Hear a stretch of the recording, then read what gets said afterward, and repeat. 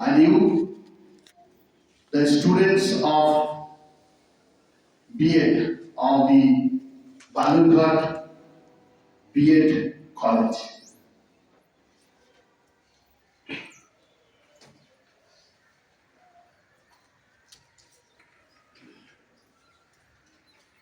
Fundamental, that is the Constitution, is not a mere lawyers or the judges' documents. It's a vehicle of a life. আমি আপনাদেরকে you all know about the Bengali language. It will be very happy if we give the lecture in Bengali. Okay, thank you. আমি গতকালকে আপনাদের এই invitation পেয়েছি। আপনারা জানেন যে জাজেরা জেনারেলি শোনে বেশি বলে কম, কারণ আমাদের শুনতে হয় এবং আমাদের বলাটা লিখিত বা রাইটিং অফ জাজমেন্ট আর অর্ডারের মধ্যে দিয়ে প্রকাশ পায়। যার জন্য আমি কিন্তু ভালো বক্তা নই, বরং শ্রোতা ভালো। আমি আপনাদের এখানে আসার আগে একটু পড়াশোনা করে যতটা পেরেছি আপনাদের সামনে তুলে ধরার চেষ্টা করব, কারণ গত কয়েকদিন ধরে আপনারা এই 51A নিয়ে প্রচুর কিছু শুনেছেন কনস্টিটিউশনের উপরে, যে 51 এটা কি, 51 এতে কি আছে, 51 আমাদের কেন দরকার, ইত্যাদি ইত্যাদি। আমি যতটুকু আপনাদেরকে হাইলাইট করতে চাইছি সেটা আমি আস্তে আস্তে যতটুকু পারছি আপনাদের সঙ্গে হাইলাইট করছি। কনস্টিটিউশন আপনারা জানেন যে constitution is the father of all laws, অর্থাৎ সমস্ত আইনের জনক বলা হয় কনস্টিটিউশনকে। যদি কোনো আইন কনস্টিটিউশনকে ব্রেক করে হয়, কনস্টিটিউশনের যা আছে তাকে যদি ভায়োলেট করে কোনো ল হয়, সেই লটা কিন্তু বেশি দিন টেকে না, সুপ্রিম কোর্ট সেটাকে আলটা ভায়াস করে দেয়। কারণ constitution is the father of all laws. এমন একটা আইন তৈরি করলে যেটা কনস্টিটিউশনকে ব্রেক করছে বা কনস্টিটিউশনের যা স্পিরিট সেটাকে ভায়োলেট করছে, সেটা কোনোদিনই সাস্টেইন করতে পারে না। That is the main issue. আমি আপনাদের এখানে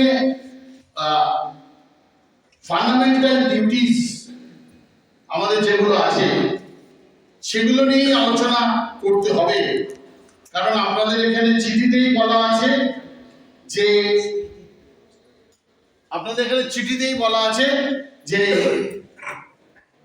যে ফান্ডামেন্টাল ডিউটিসের উপরেই আমাদের আলোচনা করতে হবে। এই ফান্ডামেন্টাল ডিউটি আলোচনা করার আগে আমার মনে হয় ফান্ডামেন্টাল রাইটসটা কি সেটা আপনারা তো জানেন নিশ্চয়ই। What is fundamental rights? যে আমাদের মৌলিক অধিকার যেগুলো কনস্টিটিউশন স্বীকৃতি দিয়েছে, সেগুলো কোথায় বলা আছে? সেগুলো কনস্টিটিউশনে বলা আছে। পার্ট 3 যদি আমরা পড়ি তাহলে দেখবো সেটা হচ্ছে ফান্ডামেন্টাল রাইটস, আর পার্ট 4 এ বলা আছে ফান্ডামেন্টাল ডিউটিস এর কথা। ফান্ডামেন্টাল রাইটস এর মধ্যে আপনারা মনে করবেন না আপনাদেরকে আমি ছাত্র মনে করছি বা আপনারা আমার থেকে কম জানেন, সেটা নয়। আমি জাস্ট কয়েকটা বলছি। আপনারা কেউ বলতে পারবেন যে কতগুলো ফান্ডামেন্টাল রাইটস আমাদের আছে? বলুন। 6টি। Very good. একটা দুটো নাম করুন। সাম্যের অধিকার, স্বাধীনতার অধিকার, শোষণের বিরুদ্ধে অধিকার। ভেরি গুড, ভেরি গুড, ঠিক আছে। আমরা বলতে পারি right to equality, right to freedom, right against exploitation, right to freedom of religion, culture and educational right, constitutional remedies. অর্থাৎ রাইট টু ইকুয়ালিটি এগুলো আমি ডিটেইলসে যাচ্ছি না, কারণ আমাদের সাবজেক্ট হচ্ছে victim right. Right to equality বলা আছে আর্টিকেল 14 টু 18 এ। রাইট টু ফ্রিডম বলা আছে আর্টিকেল 19 টু 22 তে। রাইট এগেইনস্ট এক্সপ্লয়টেশন এ বলা আছে 23 and 24 articles. Right to freedom of religion বলা আছে 25 টু 28 এ। কালচারাল এডুকেশনাল রাইট বলা আছে 29 and 30 তে। আর রাইট টু কনস্টিটিউশনাল রেমিডিজ বলা আছে 32 তে। বলুন তো কোন আর্টিকেলটা মাঝখানে বাদ পড়লো? 14 টু 18 বলেছি, 19 টু 22 বলেছি, 23 24 বলেছি, 25 28 টু 28 বলেছি, 29 30 বলেছি, 32 বলেছি। কোনটা বাদ পড়লো? 31। 31টা কি? কেউ বলতে পারবে 31 কি? বলুন বলুন। Very good, very good, very good. Right two property ছিল আগে, আর্টিকেল 31 এ ওটা বিভক্ত ছিল যে রাইট টু প্রপার্টি, সেটা 31 এ ছিল। এটা কিন্তু এখন আর নেই। আর্টিকেল 300 ক্যাপিটাল এ তে এটা এসে গেছে। এটাকে বলা হচ্ছে যে এটা মৌলিক অধিকার থেকে সাধারণ অধিকার হিসেবে লিপিবদ্ধ হয়েছে, সংযোজিত হয়েছে কনস্টিটিউশন। এই যে ফান্ডামেন্টাল রাইটস ভায়োলেট করলে আমরা কোথায় যাই? বলুন। Very good, very good. কি মামলা করি আমরা? কি মামলা করি? Writ petition. Under which provision? In High Court and in Supreme Court. কে বলছেন বলুন? 32 কোথায়? Supreme court. ইয়েস। আর হাই কোর্টে 226। Yes, very good. 226 এবং 32 হচ্ছে সুপ্রিম কোর্টে। এটা আমাদের রিড করতে হয়। হাউ মেনি রিডস আর দেয়ার? কত রকমের রিড আছে? Anyone can say? কত রকমের রিড আছে আমাদের? 5। কে বললেন 5? বলুন কি কি? স্যার সবটা বলে দিই। ম্যান্ডামাস রয়েছে একটা, আর হেভিয়াস কর্পাস রয়েছে। Very good. আর তিনটে মনে আসছে না sir. Habeas corpus, mandamus madam বলেছেন। আর তিনটে হচ্ছে প্রহিবিশন, সার্সিওরারি আর কোয়ারেন্টাইন। বিভিন্ন দিক আছে, যেমন ধরুন হেভিয়াস কর্পাস, আমি আপনাদের অন্য জায়গায় নিয়ে যাচ্ছি। হেভিয়াস কর্পাস কখন করা হয়? ধরুন একটা মানুষ হারিয়ে গেছে বা তাকে পাওয়া যাচ্ছে না, তার বাবা থানায় ডায়েরি করেছে, মিসিং ডায়েরি করেছে, কিছুতে কিছু হচ্ছে না, পাওয়া যাচ্ছে না, হাইকোর্টে গিয়ে রুল করলো। আপনারা একটা বড় কেস মনে আছে কিনা জানি না, তখন আপনারা অনেকেই নিশ্চয় মনে থাকতে পারবে, অনেকে ছোট, অনেকে হয়তো একটু বেশি বয়স। আপনারা ভিখারি পাসওয়ানের কেস শুনেছেন? ভিখারি পাসওয়ান, সেই কেসে হেভিয়াস কর্পাস মানে ছোট্ট কথায় আমি বলে দিচ্ছি, সুপ্রিম কোর্ট বা হাইকোর্টে যদি হেভিয়াস কর্পাস করা হয় তাহলে বলা হচ্ছে to have the body before the court, অর্থাৎ কোথায় আছে খুঁজে বার করুন। একটা লোককে খুঁজে পাওয়া যাচ্ছে না, পুলিশকে রিপোর্ট করা হচ্ছে, এসপি কে রিপোর্ট করা হচ্ছে, ডিজি, ডিআইজি সমস্ত জায়গায় কাগজে দেওয়া হচ্ছে, খবরের কাগজে দেওয়া হচ্ছে, রেডিওতে বলা হচ্ছে, সমস্ত মিডিয়ায় দেওয়া হচ্ছে, বার্তা পাওয়া যাচ্ছে না। তাহলে লোকটা হয় হসপিটালে পড়ে থাকবে, কিংবা লোকটাকে মারা গেলে মর্গে থাকবে, কোথায় আছে? একটা বডি তো গুম হয়ে যেতে পারে না কোথাও, ইত্যাদি বিভিন্ন রকম ব্যাপার যেগুলো আমাদের এই রিটে বলা হচ্ছে। কনস্টিটিউশনাল কোন রকম যে সমস্ত রাইট, ফান্ডামেন্টাল রাইটস আপনাদেরকে দিয়েছে, আমাদেরকে দিয়েছে সাধারণ মানুষকে, সেই রাইটটা যদি ইনফ্রিঞ্জ হয় ইনফ্রিঞ্জ হয়, if the right of the constitutional which has been secured by the fundamental right, which has been called as fundamental rights, if anybody infringe your right, you can go to the Supreme Court or High Court for proper redressal or relief. Understand? এইবারে আমরা আসি যে fundamental rights একটা rights আর legal right একটা right. Fundamental right আর legal রাইটের মধ্যে কি তফাৎ অনেকেই বলতে পারবেন।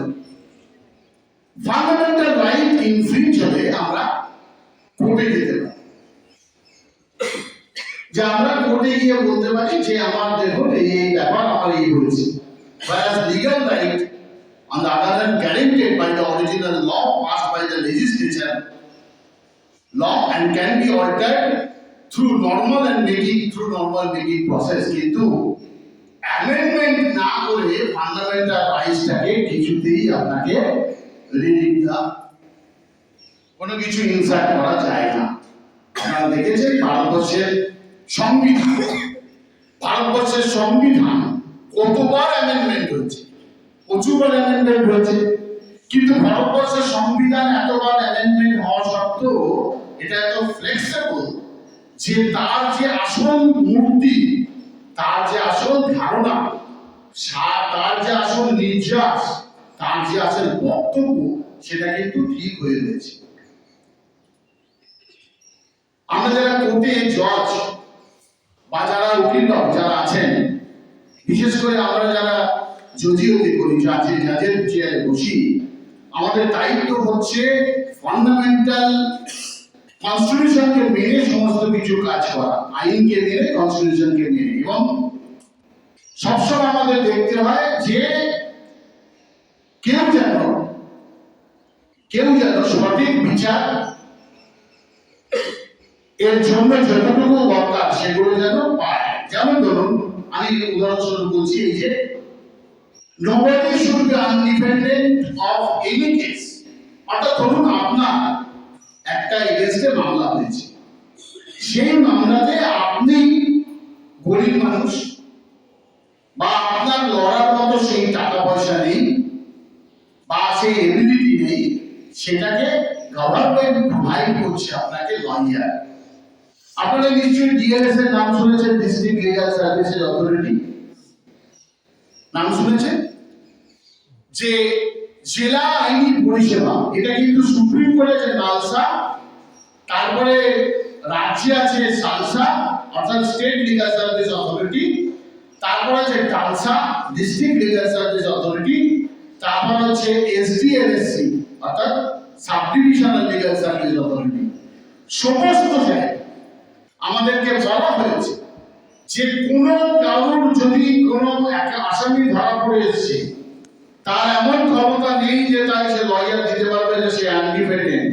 তাহলে ডিএনএস এর থেকে কোন লয়ারের প্যানেল থেকে তাকে দিয়ে তাকে ডিফেন্ড করাতে হবে যে তার ভাষাটা কি বলতে হবে। এখন এলএডিসিএস বলে একটা প্যানেল লয়ার তৈরি করেছে প্রত্যেকটা ডিস্ট্রিক্টে, প্রত্যেকটা সাব ডিভিশনে। তাদের দায়িত্ব হচ্ছে যে যদি কোনো কেউ আনডিফেন্ডেড থাকে, তাহলে ইট ইজ ইউর ডিউটি যে তুমি সেখানে গিয়ে স্ট্যান্ড বাই হয়ে যাও, এটা তাদের ডিউটি। কিছুদিন আগে ওই গত 28 তারিখ আমি একটা কেসে লাইভ কনভিক্ট দিলাম, লাইভ ইমপ্রিজনমেন্ট দিলাম।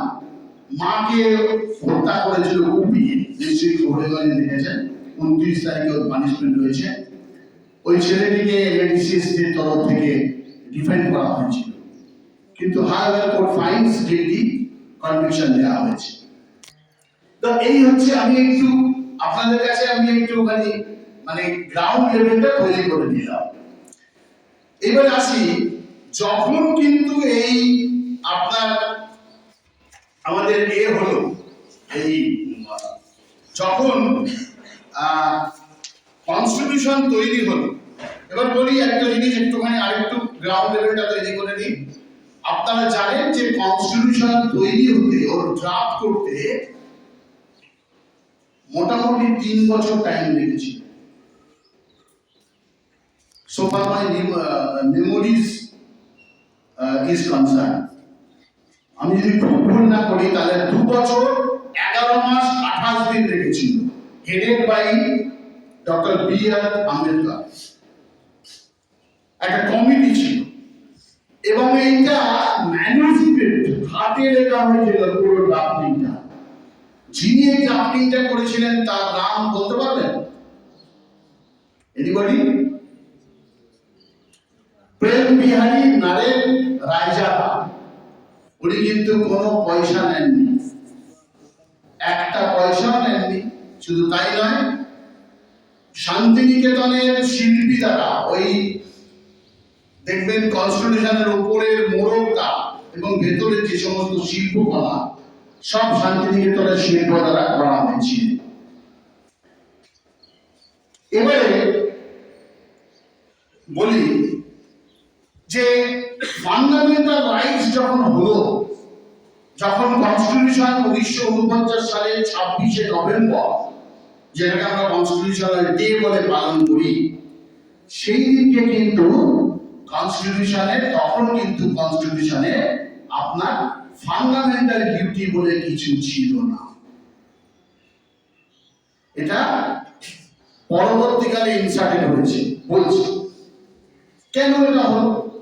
তাহলে ফান্ডামেন্টাল যদি রাইটস থাকে তাহলে ফান্ডামেন্টাল ডিউটি কেন থাকবে না? কারণ আপনি the fundamental any duties, any rights must have a duty. তাহলে it is nothing but a other side of a coin. একটা কয়েনের যেমন হেড আছে, টেইল আছে, তেমন দি ফান্ডামেন্টাল ডিউটি যদি একটা কয়েনের একটা পিঠ হয়, তাহলে অবশ্যই তার উল্টো পিঠটা হওয়া উচিত ফান্ডামেন্টাল ডিউটিসে। But that was not inserted at the time of framing the constitutions of India. যারা প্রণেতা ছিলেন তারা কিন্তু এটা জানি না, হয়তো তারা ভেবেই এটা করেছিলেন কিনা। যেমন এটা ভেবেছিলেন কিনা যে, আমি একটা উদাহরণ দিই আপনাদেরকে, যে আপনার বাড়িতে একটা ফ্রিজ কিনলেন, ওয়ার্লপুলের ফ্রিজ, 225 লিটার বা 165 লিটার, আপনাকে বলা হলো 5 ইয়ার্স ওয়ারেন্টি। আপনি একটা মাইক্রোওভেন কিনলেন, আপনাকে বলা হলো 2 বছরের গ্যারেন্টি। আপনি একটা টিভি কিনলেন, আপনাকে বলা হলো 3 বছরের guarantee. Whatever maybe the guarantee is বা ওয়ারেন্টি ইজ, আপনি দেখলেন যে ওই টিভিটা বা ওই ফ্রিজটা আমি যদি ব্যবহার করি তা 3 বছর আমার গ্যারেন্টি আছে, টিভি ব্যবহার করতে আরম্ভ করলেন। কিন্তু ফ্রিজটা 3 বছর গ্যারেন্টি আছে মানে ফ্রিজটা যদি আপনি মাছ বার করার পরে বা সবজি বার করে দরজাটা খুলে রাখেন, তাহলে ফ্রিজের যে ক্যাপাসিটি, ফ্রিজের যা ম্যানুফ্যাকচারিং কন্ডিশন, সেটা কি আপনাকে ওই 3 বছর গ্যারেন্টির জায়গাটায় নিয়ে যাবে বা 3 বছর আপনাকে টিকতে দেবে? যাবে না। তাহলে আমি কি করলাম? আমি আমার কর্তব্যটা বা দায়িত্বটা পালন করলাম না, তাই নয় কি? আমার যে দায়িত্ব আছে, আমার যে ডিউটিস আছে, একটা কর্তব্য আছে, সেটা কিন্তু আমি করলাম না। হয়তো কনস্টিটিউশনের প্রণেতারা এটা ভেবেছিলেন যে রাইটসটা দিচ্ছি, তার মানে people who have enjoying the rights, they must have enjoying or pay the duties towards the constitution or towards the public at large. কিন্তু আমরা দেখলেন প্রণেতারা যে that has not been happened, সেটা হলো না। তাই 42 অ্যামেন্ডমেন্ট 1976 এ মনে করলেন এনারা যে ফান্ডামেন্টাল ডিউটির সঙ্গে ফান্ডামেন্টাল রাইটস এর সঙ্গে ডিউটিকে ঢোকাতে হবে। না ঢোকালে মানুষের সচেতনতার অভাব দেখা যাচ্ছে, মানুষ কিন্তু সচেতনভাবে ডিউটিটা পালন করছে না। অর্থাৎ আপনার আপনার ফ্রিজটা যখন কিনেছিলেন তখন আপনি ফ্রিজের সময় বলেছিলেন 3 বছর গ্যারেন্টি, আপনাকে কি বলে দেবে যে আপনি কিন্তু 5 বার করে খুলে রেখে দেবেন না, আপনি কিন্তু বরফগুলো পরিষ্কার করবেন যদি ইয়ে না জমে, বরফ না জমে তাহলে, বা আপনি কিন্তু মাঝে মধ্যে পরিষ্কার করবেন, এটা আপনার দায়িত্বের মধ্যে পড়ে। আপনি যেমন আপনার নিজেকে সুন্দর রাখার জন্য, লালন পালন করার জন্য আপনার সুন্দর পোশাক পরেন বা সাজগোজ করেন, সেরকম আপনার কোনো জিনিস ব্যবহার করতে গেলে আপনার দায়িত্ব অবশ্যই আছে, কর্তব্য আছে। আমি শুধু দায়িত্ব পালন করব, কর্তব্য পালন করব, আমি শুধু আমার অধিকার পালন দেব অথচ আমি দায়িত্ব পালন করব না, সেটা তো হবে না। একটা বিয়ে করার পর একটা বউ বাড়িতে এসে সে বলছে আমার অধিকার আছে, আমি স্বামীর বিয়ে, আমি হাজবেন্ডের ওয়াইফ, আপনি আমার বাড়ি ছেড়ে চলে এসেছি, আমি মহিলা, আপনারা আমাকে কেন এরকম কটু কথা বলছেন, আমার সঙ্গে ভালোভাবে কথা বলুন, আমাকে ভালো করে খাবার দাবার সবই দিচ্ছেন। At the same time, আমি আমার অভিজ্ঞতা দিয়ে বলছি, 27 বছর আমার চাকরি হয়ে গেল। At the same time, আপনাদের দায়িত্ব আছে মেয়েদের যারা বিবাহিত বা যে কোনো, আমার ছেলে, আমি ছেলেও বই কোথাও গিয়ে মিশে থাকি বা কারোর বাড়িতে যাই, তাহলে আমার দায়িত্ব আছে তো, আমারও দায়িত্ব আছে আমি যখন কোনো বাড়িতে যাচ্ছি সেই বাড়িটাকে আমার নিজের মনে করা। আমার মা বাবাকে যেভাবে আমি দেখেছি সেই মা বাবাকেও সেভাবে দেখা, অবভিয়াসলি হাজবেন্ডেরও উচিত তার মা বাবাকেও সেভাবে টাইম পালন করা। আমি এটাকে আপনাদের দায়িত্ব করার কথা বুঝি না, যে আমার অধিকার সব সময় দেখবেন যে আমরা অধিকার অধিকার অধিকার অধিকার করে আছি বলি, কিন্তু আমি দায়িত্ব পালন করি না। দায়িত্ব যদি আমরা পালন করি তাহলে কিন্তু এত মামলা কোর্টে আসে না। দায়িত্ব যদি আমরা পালন করি তাহলে আমাদের মধ্যে দুজনের, আমরা উভয়ের মধ্যে এত মামলা, এত কিছু সংগঠিত হানাহানি, মারামারি, রাহাজানি হয় না। আমরা যদি নিজের দায়িত্ব পালন করি তাহলে কিন্তু আমরা আমাদের আজকে এই ভেদাভেদি হবে না। সেই কারণের জন্য 42 অ্যামেন্ডমেন্টসে 1976 সালে প্রণেতারা, কনস্টিটিউশনের যারা প্রণেতা, তারা মনে করলেন যে এটাকে অ্যামেন্ডমেন্ট করে 51A এই আর্টিকেল আনা দরকার, যেখানে চ্যাপ্টার 4 ঢুকলো অফ দ্য কনস্টিটিউশন, সেখানে বলে দেওয়া হলো আমাদের মৌলিক কর্তব্য বা ফান্ডামেন্টাল ডিউটিস কি। প্রথমে 10টা এসেছিল, 10টা এসেছিল। আপনাদের কাছে কোথাও অনেকবার আলোচনা হয়েছে ম্যাটারগুলো, যে কটা 10টা কি, 10টা 11টা কি কে, আমি এই নিয়ে এত যাচ্ছি না। আপনারা নিশ্চয়ই জানেন যে সংবিধানকে সংবিধান করবো, আমরা সম্মাননা জানাবো, জাতীয় সঙ্গীতের সঙ্গে উঠে দাঁড়াবো, জাতীয় পতাকার সম্মান জানাবো, বন্য প্রাণী সংরক্ষণ করবো, ইত্যাদি ইত্যাদি বইতেই করা আছে, এগুলো আমি করবো কেন। 11 নম্বরটা ঢুকলো 2002 সালে। 2002 সালে, আগে 10টা ছিল, 86তম সংবিধানের অ্যামেন্ডমেন্টে 11 নম্বরটা ঢুকলো। যে ম্যাডাম বলছিলেন, অনেক প্রশ্নের উত্তর দিয়েছেন, থ্যাংক ইউ। আপনি বলুন 11 নম্বরটা কি ঢুকলো? or anybody else, 11 নম্বরটা কি? 10 নম্বর right to education. Right to education.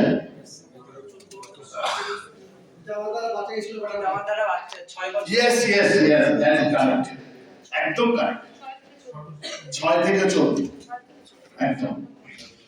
প্রত্যেক পিতামাতা বা অভিভাবক কর্তৃক তার 6 থেকে 14 বছর বয়সী শিশুর জন্য বাধ্যতামূলক শিক্ষার ব্যবস্থা গ্রহণ করতে হবে। এটা কিন্তু কর্তব্য, ডিউটি করতে হবে। 6 থেকে 14 বছর পর্যন্ত বাচ্চাদেরকে পড়াশোনার ব্যবস্থা করতে হবে, তার জন্য স্কুলে দিতে হবে, স্কুলের কি পড়াশোনা হচ্ছে তাকে ফলো আপ করতে হবে, তার পরীক্ষার প্রসিডিওর আছে, ক্লাসে ওঠা, পরপর এগুলো আছে।